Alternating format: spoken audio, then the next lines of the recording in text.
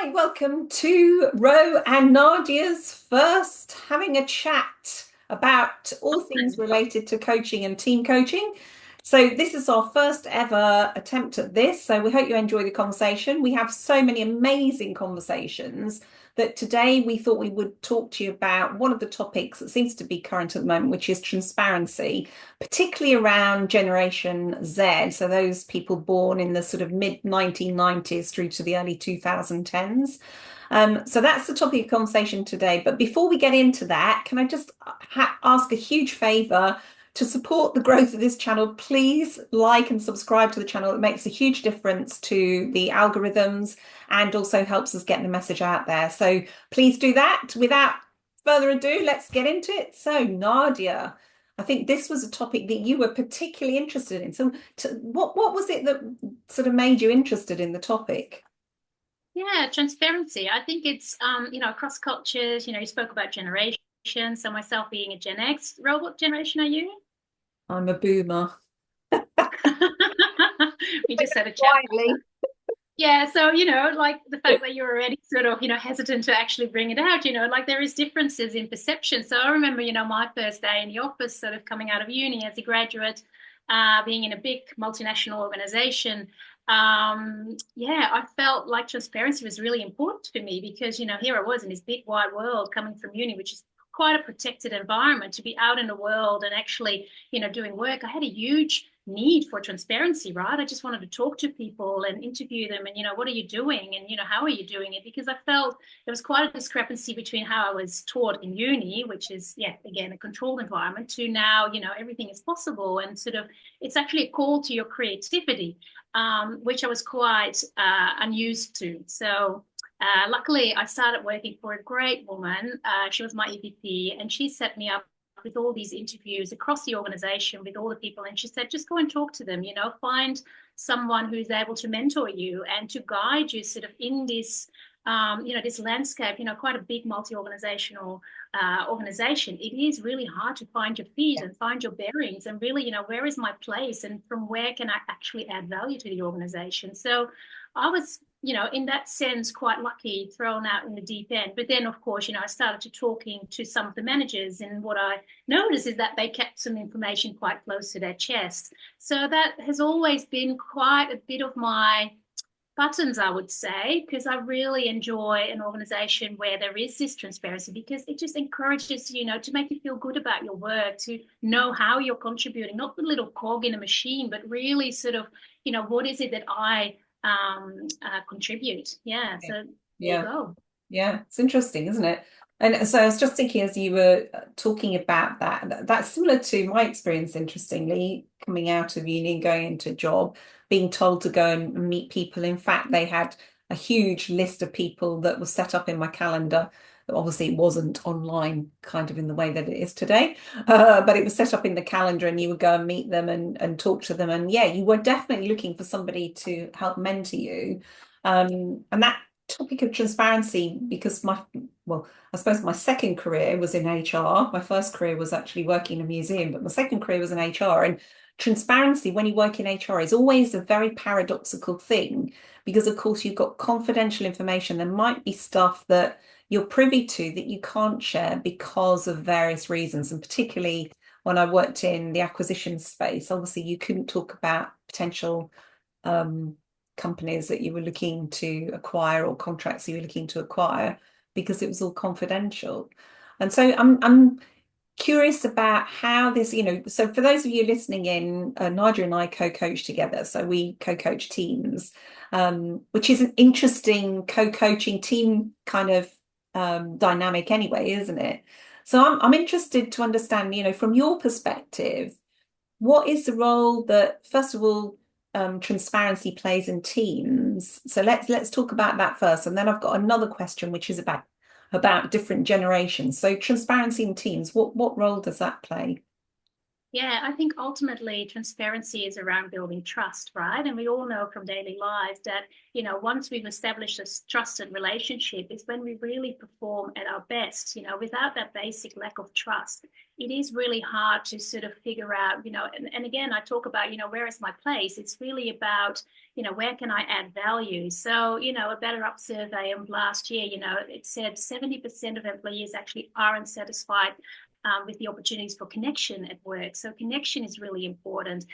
And nearly 40% actually don't trust their co-workers, which is astronomical Wow. figures if you think about it. So it's not something that is sort of, a nice to have, I'd say. Yeah. Transparency is really crucial in that. And to your point of what you made before, of course, there is commercial sensitive information. I started working in the commercial team and being a project economist. And, there is sensitivity to certain numbers, but I think transparency is often sort of put all in one basket as Yeah. if, not being transparent is, like a blanket for everything, but there's just, like I'm having a bad day in the office. Can I be transparent about that and saying, look, I need some help? So that's really those basic things where we can be transparent about, there's nothing commercially sensitive about that. Yeah. A big decision is on the boil and, they're looking in the organization for different inputs. But by framing the decision, and it's actually beneficial because you'll get better data from the organization. The decision makers keeping these decisions close to their chest. So there's always a level of where you can actually dig a little bit deeper.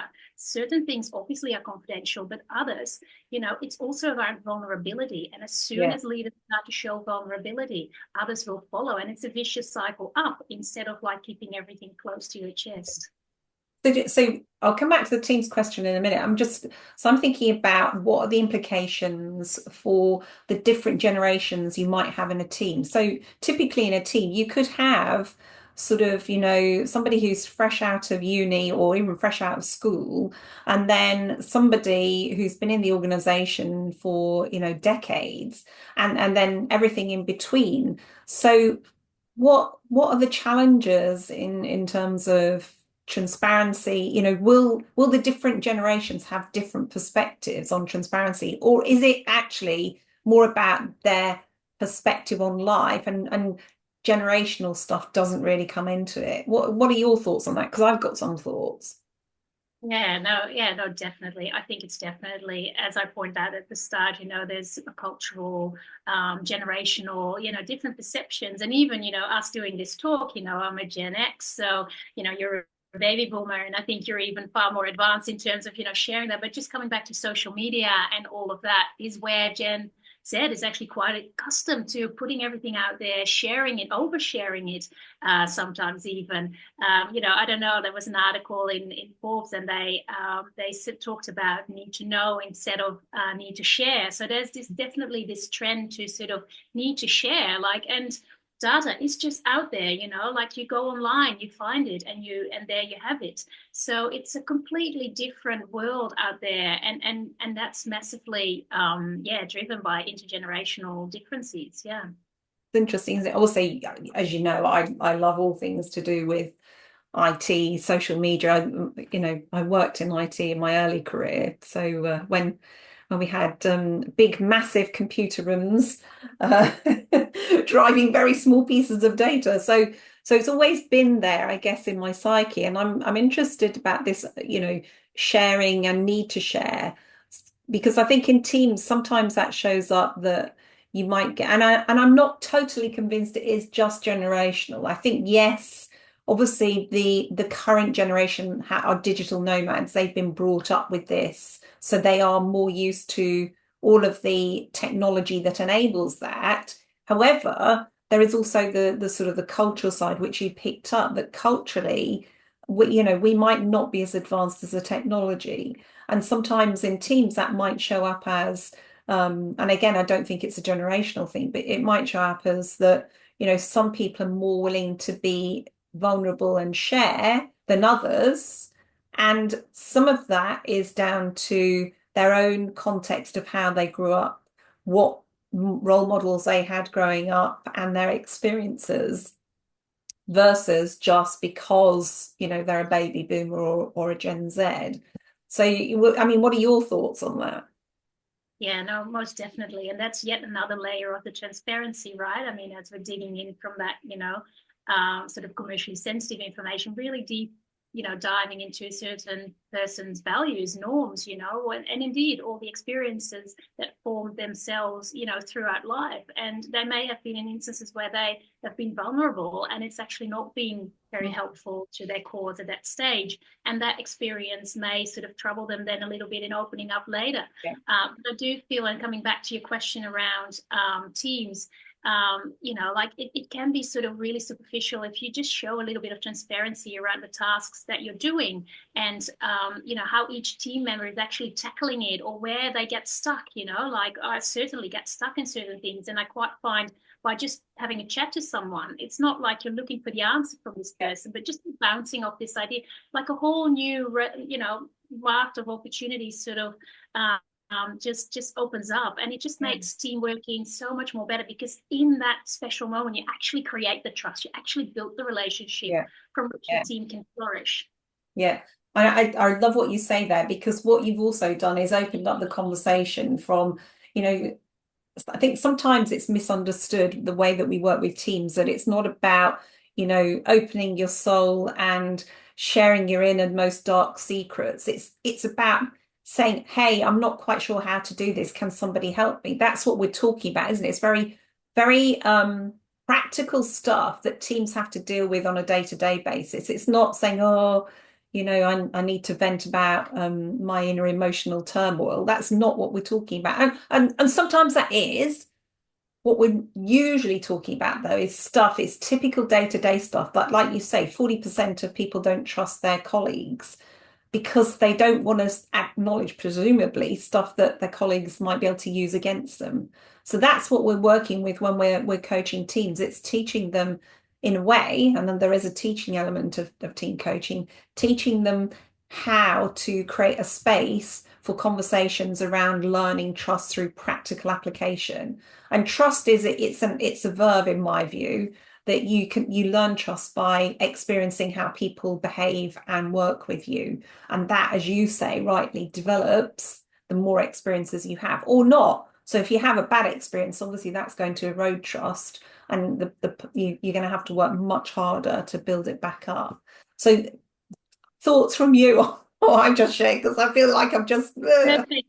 That's the perfect summary. I love that expression. Trust is a verb. I think that's a really powerful punchline. It actually brings me back to, the first person that I worked for when I was a graduate starting out in this big corporation. And she used to say, trust comes by foot, leaves in a Ferrari. And it's so true. It actually takes work. It takes taking it step by step. But like I said, it is a vicious circle, up if we choose it to be. And I think we role modeled it today as well in just, having our first conversation on this topic that's really close to our heart. Yeah. And also, we've shared our anxiousness about doing this and, what might show up. So there you go. I think for a team coach, it's also really about role modeling that and demonstrating it and taking the lead and hopefully inspire other people. Yeah, yeah. And we definitely have done that, because working together, we've developed that trust by actually coaching together and then having that reflection piece afterwards. So that transparency word has been really important for our journey as co-coaches, hasn't it? Yeah, absolutely. Yeah. So we Thank you. it's an absolute pleasure. It's been brilliant working with you. So, I'll chip in with my thoughts, but how would you summarize what we've talked about today? We've uncovered, I think, different levels of transparency. We went from the really high up there, commercially sensitive information, financial data. When you're talking about mergers and acquisitions, I used to work in a bank as well. And obviously, those figures are sensitive to the market. But there's a whole raft of other, transparency things that actually people can start to use. And ultimately, it is about courage. It is about showing your vulnerability and, in doing so, actually getting it from someone else as well. Just and all in the in purpose of actually making the workplace just a nicer place.